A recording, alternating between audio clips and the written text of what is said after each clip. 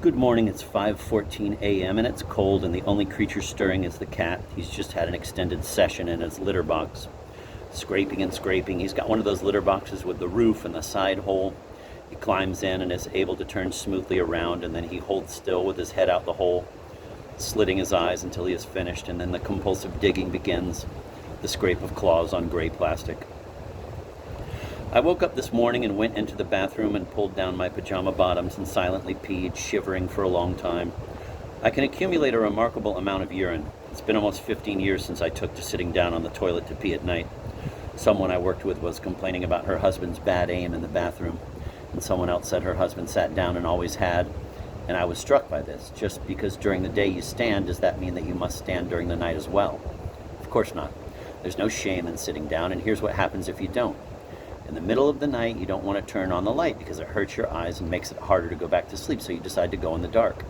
You think you have a pretty good idea where the toilet bowl is, so you stand there in the dark, straining for cues and luminosities, saying to yourself that it's a very large bowl anyway, and the chances are good that you'll hit the mark.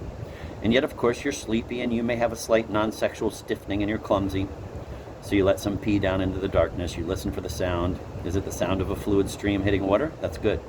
Then you're fine. Is it, on the other hand, the sound of a coherent fluid stream hitting porcelain? That may be good, or it may be not. That may be good, or it may not be good, depending on whether you're hitting the porcelain of the actual inside of the bowl around the water, or the porcelain on the edge. A doubt arises. Very probably it's the porcelain near the water. You'll know that it is near if you make a tiny left or right adjustment and hear the confirming sound of water, and you wonder, which way do I adjust the aim? Seems like I might be aiming a little too much to the left, so you correct by directing the stream a little to the right, and the sound changes, and now you're in trouble because it's the sound you're pretty sure of pee hitting the rim and maybe even floor, so you quick jerk back to what you think is your original position. But it isn't the original position. You've lost your bearings now, you're wandering in an unknown forest, and you have a suspicion that maybe the stream has split into a V. When that happens, no amount of course correction will help. You clamp off the outflow and turn on the light to take stock. If you can't see anything on the floor, you're okay, but if there's an obvious small pool, then you have to get the undersink sponge going or use bunched up toilet paper to dab it up. And the bending with the bunched toilet paper sends blood to the head, further waking you up. Now you're much more awake than you would have been had you turned on the light in the first place. Not all of the pee will be cleaned either, because it is the middle of the night, and nobody cleans things up that well in the middle of the night. Eventually, over some weeks, a faint smell will arise. That's why I recommend sitting. Also, if you sit, your activity is silent, whereas if you stand and you are lucky enough to hit water, the cat wakes up at the noise and may pluck the bed.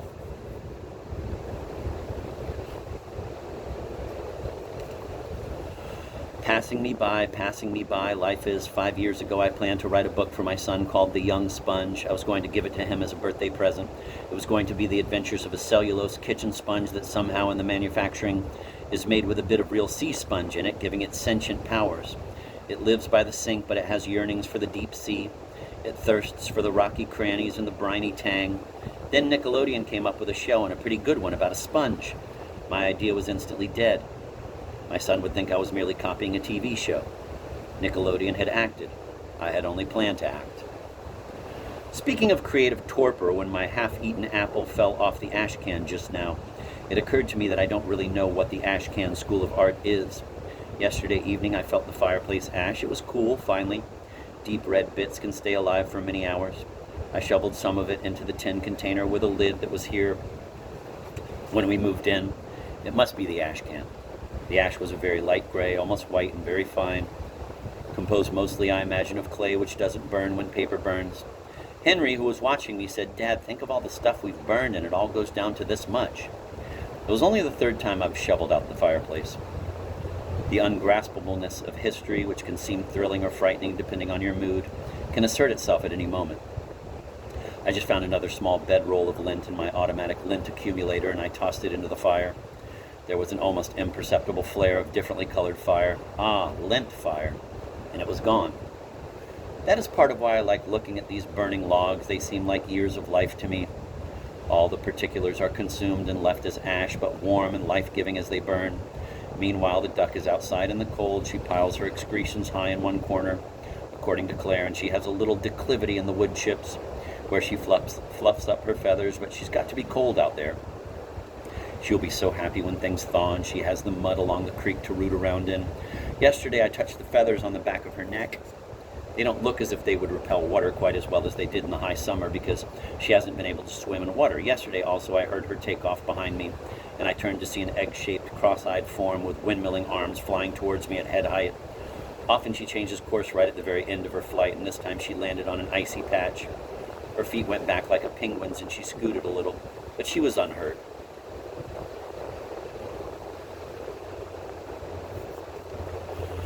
I'm still fascinated by the ability of her feet to withstand cold. The cold must go right through that thick layer of skin into her leg bones. What she wants is more blueberries. Clara bought frozen blueberries for her and defrosted a cup of them in the microwave. You can feel strange worries about the nature of consciousness when you try to imagine what a duck is thinking about all night, closed up in a doghouse with a bowl of slowly freezing water and some food pellets, with a screen door over the opening to keep out coyotes and a blanket over the screen door. Every so often she roots a little in the shavings, looking for what? She wants grubs and worms, but there aren't any now, too cold. Why does she exist? We as a family exist to be nice to the duck, and the duck exists to puzzle us.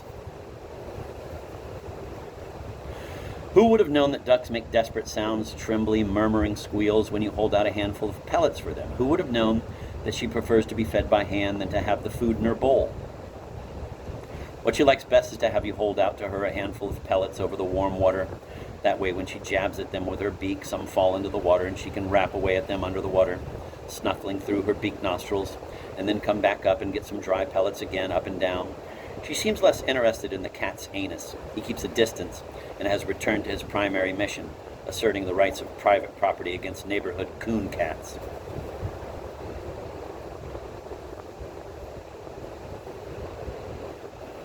I just laid a Quaker Oats container on the fire, which had burned down to a dim red glow. The cylinder flamed blindingly, and the Quaker in the black hat, smiling, was engulfed. What is left now looks like some war-blackened Martello tower on a distant coast. I looked over to the window to see if there was any light yet outside, but the curtains were drawn. Claire sometimes closes them at night because she's right, a kind of insulation. But I think I'll pull one of them open now so that I can see the hints of light outside as I work. "It's completely dark," I whispered when I pulled back the curtains.